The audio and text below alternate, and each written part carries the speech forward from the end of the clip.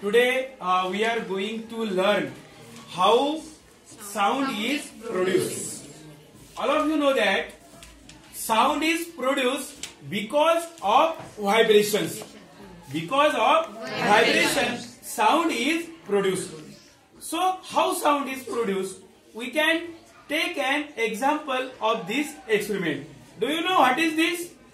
Straw. What is this? This is a straw. This is a straw.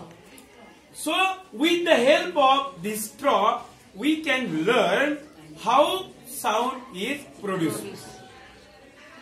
Suppose we take these two straw and we learn about their distances.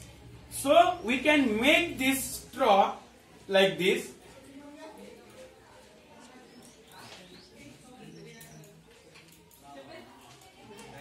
Okay.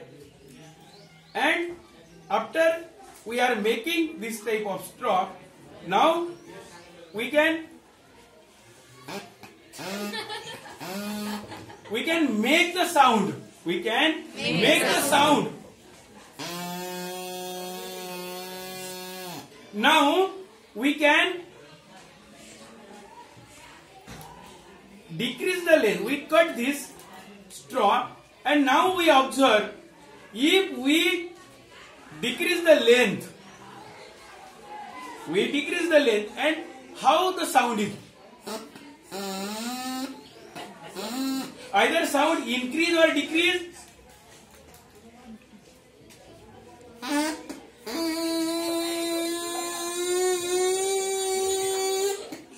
You know that because of the vibration, this sound is produced. Because of the vibration, this sound is produced.